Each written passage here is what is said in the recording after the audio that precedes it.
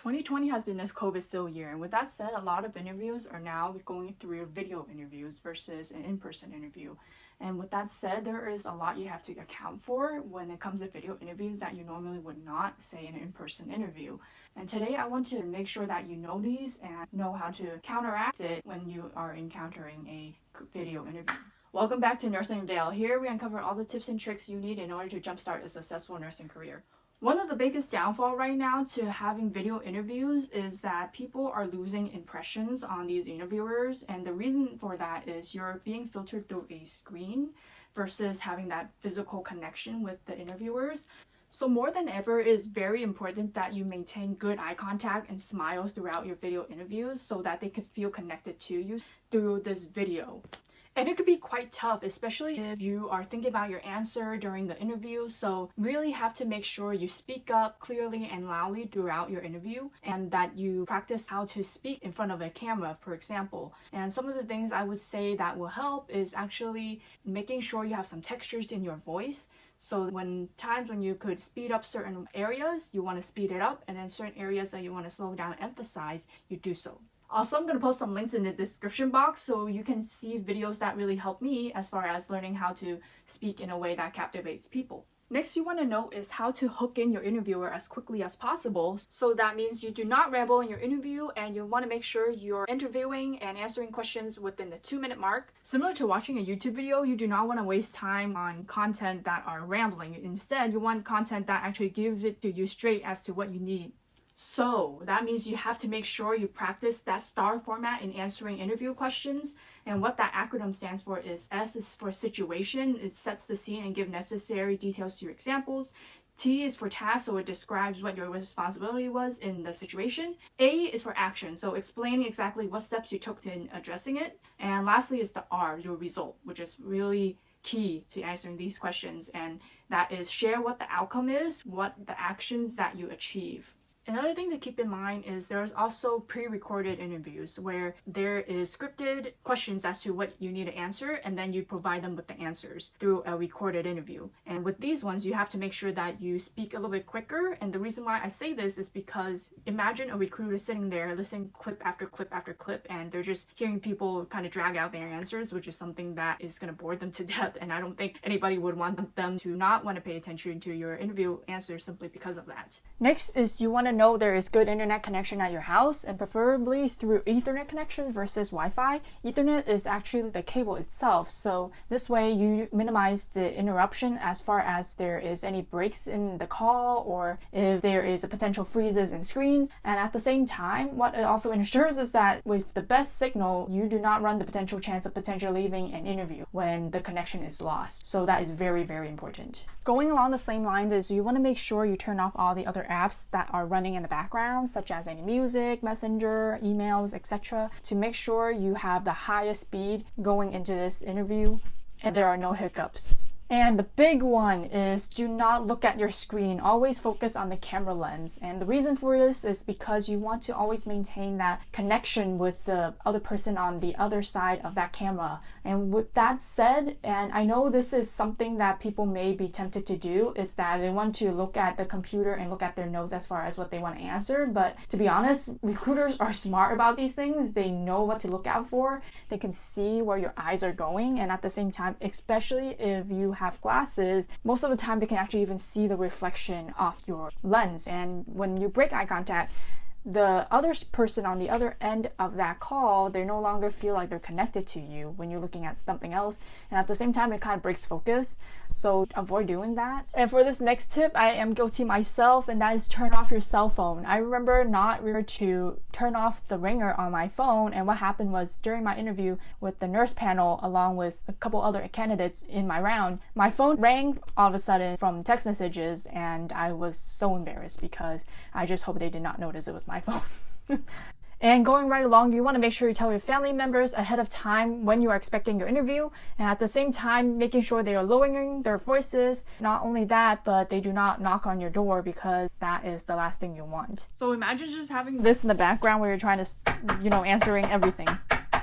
Not gonna happen. So what I would suggest is not only are you reminding them the day before the interview, the day of the interview, but at the same time you want to actually put up a physical sign as so Tell them exactly when that interview is so they would not knock on your door at any time or bother you whatsoever. And next is dress fully. I cannot stress that enough, just because the camera is taking from waist up.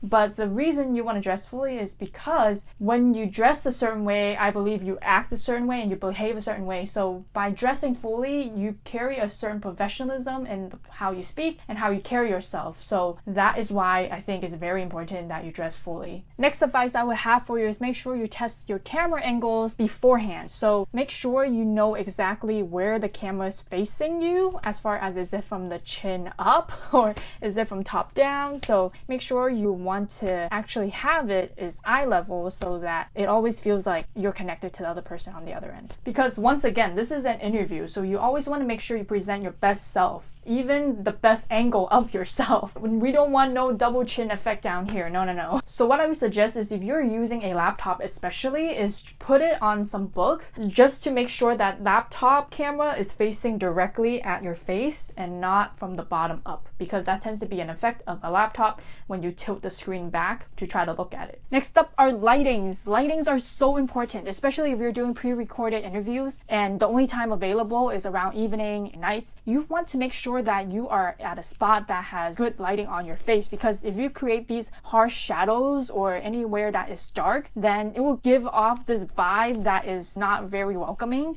And in comparison to the rest of the candidates, if they use good lightings, it's going to be a lot more attractive on camera. So you don't want them to have any reasons to not focus on your clip especially. So let me demonstrate some lighting for you right now. So what you are seeing on my camera are LED lighting right now. So this is the most natural looking and the most inviting one of all, as far as if you're in the evening and nighttime. Now let me switch to a different one. Okay, so I'm back. Now that I switched to a more warmer tone color, do you see that not only does it feel not so natural, but at the same time, do you see these shadows on my faces? Well, that's what I'm talking about. Is this lighting does not look as appealing as the other one. And I'm going to demonstrate one more, and this in particular is in terms of where the lighting source is being placed. So I'm going to turn on this light right here that you see, and you will see what I mean in just a second.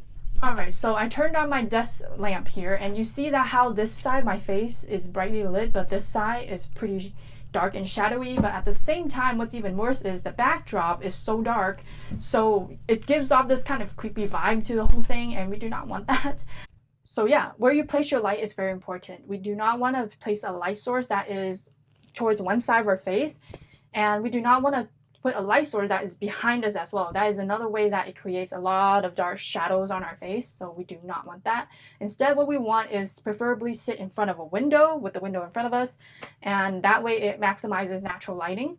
But of course, if you do not have a window and it's nighttime, then put the light source in front of you instead, and that way you will eliminate a lot of these issues. This time, not only am I just demonstrating a light source that is shown behind me, but at the same time, what I'm trying to show you is the cluster behind me. So when you're on camera, you don't want to have any cluster behind you for your backdrop, because that is very distracting and it does not make you look professional or organized as well. So make sure you clean up all that clutter. Next I have is makeup. Now we talked about how bad lighting can affect how you look on camera, but with makeup sometimes it can help with trying to neutralize some of that bad lighting. And with makeup especially, you want to do this if you have a light source that is coming directly above you, say like if you have a skylight at home or whatnot, then you want to definitely put on a little bit of makeup, because what happens is when there is light source from above, it washes out your entire face. So that's why when you see people perform on stage, they have to put on stage makeup. One of the reasons is because they get washed out by the lighting, and that is something to definitely consider. One of the most important tips I can give you is make sure you record your practices. This helped me tremendously when I was practicing for my interview, because what happens is that especially when we are speaking in front of camera, for example, when we are not used to it, it comes out very unnatural. So when you get the practice and you observe and record how you look and sound, you know exactly how to improve for the next time. So just keep that in mind. Alright, so what you want to do is go on Zoom's platform, hit New Meeting, and once you're connected, choose however you want to connect your audio.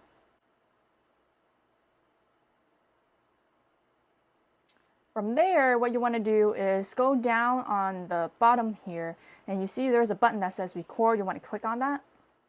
So this is how you're going to record your interview practice sessions, because what's great about it is you see exactly what your backdrop is behind, you know what the camera angle is for you, and at the same time you know exactly how you present on camera, so that way you know how you're going to look when you are being recorded for a video interview. Also, especially if you're doing pre-recorded video, what you want to do is maybe practice here beforehand before you answer the question. It's going to be great practice for you, and you know exactly how you're going to sound. So after you're done, what you want to do is just click stop.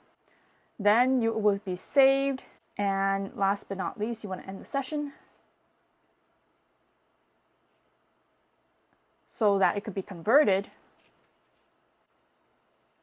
And now it is saved, and you could replay it and see how you're going to look exactly when you are practicing these interview questions. Also, if you need help with compiling your own nurse portfolio, I have a video as well. I'll link it up here and also in the description box down below. I show you step by step as to how you can create one for yourself. And I also show you page by page what I included in my own personal nursing portfolio. So that way you know exactly how to create yours. Hey, if you like this video, please give it a thumbs up, subscribe, and also hit the notification bell. I have videos every Monday, so make sure you stay tuned. Until next time, bye-bye.